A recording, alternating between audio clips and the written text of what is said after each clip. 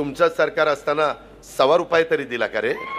आणि आम्ही मात्र 1,500 रुपये देतो तरी तुम्हाला बघवत नाही। बहिणीला एकनाथराव, देवेंद्र, मी आम्ही रक्षाबंधनाला पण 2 महिन्याचे 3,000 रुपये दिले, सप्टेंबरला 1,500 रुपये दिले आणि दिवाळीचे भाऊबीजेचे ऑक्टोबर नोव्हेंबरचे 3,000 रुपये दिले। बहिणींनो दिले की नाही? दिले। आज आमच्या बहिणींना सक्षम करायचंय, सबल करायचंय। याच्यातनं फार काही मोठं होणार नाही, परंतु विरोधक टीका करतात, अरे त्या खुरपणीला जातात, रोजगार हमीवर जातात, झाडू पोतना करतायत, माझा स्वयंपाक त्या ठिकाणी करतायत, तिथं धुणं भांडी करतायत, हे काम ते करतायत।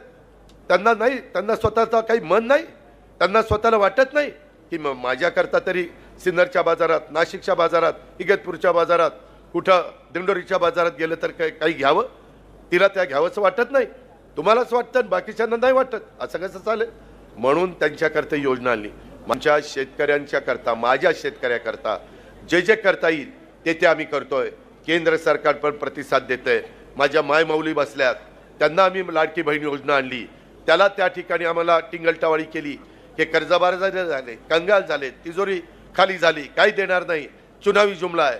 परंतु प्रत्येक वेळेस माझ्या लाडक्या माझ्या मायमाऊलींनो, माझ्या बांधवांकरता पण आणली।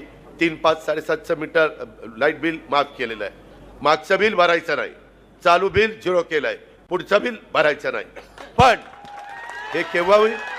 तुम्हाला दुधाच्या करता 28 रुपये दर, त्याच्यामध्ये 7 रुपये अनुदान 3, 5, 8, 5 ला केलं।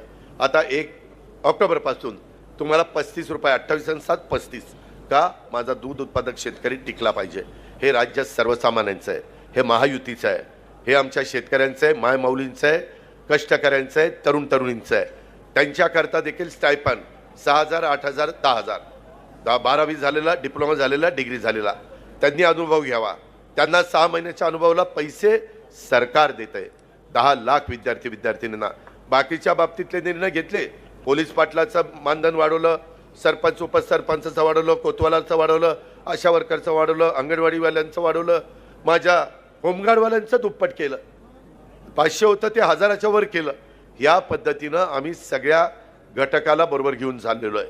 माझी तुम्हाला विनंती आहे, तुमची लाडकी बहीण योजना चालवायची असेल, एक लखपती मुलगी ही योजना पुढं चालवायची असेल, माझे कायम तुम्हाला पुढं 5 वर्ष 3, 5, 7.5 लाईट बिल माफ ही योजना चालवायची असेल, दुधाच्या बद्दलची मदतीची योजना, काही बाबतीमध्ये आजही पिकाला माझा सोयाबीन आणि कापूसाला जरा भाव कमी आहेत, बागा मी 5,000 रुपये हेक्टरला दिलेले आहेत। माझं शिवराजसिंग चव्हाण साहेबांशी बोलणं झालंय, कृषी मंत्री देशाचे, ते म्हणले अजित थोडं थांब, आचारसंहिता संपू दे, आपण बसू आणि ह्या वर्गाला देखील आपण मदत करू।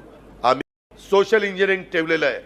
मी ज्यावेळेस शिवशाहू फुले आंबेडकर आणि माझं छत्रपती शिवाजी महाराज रयतेचं राज्य जसं केलं, तसं मला ज्या जागा मिळाल्या त्याच्यामध्ये 12.5% जागा आदिवासींना दिल्या, 12.5% जागा मागासवर्गीयांना दिल्या, 10% जागा महिलांना दिल्या आणि 10% जागा मुस्लिम समाजाला दिल्या। मी सर्वांना बरोबर घेऊन जाणारा कार्यकर्ता आहे। मला राज्य प्रगतीपथावर द्यायचं आहे। मला मोदी साहेबांचा पुरेपूर महाराष्ट्राच्या सर्वांगीण विकासाकरता त्या ठिकाणी त्यांची मदत घ्यायची आहे। आज त्यांनी महायुतीचं सरकार सत्तेवर आणावं, आम्ही जे तुम्हाला लागेल ते देण्याच्या करता केंद्र सरकार कमी पडणार नाही, मोदी साहेबांनी सांगितलेलं आहे। त्याच्यामुळं शेतकऱ्यांना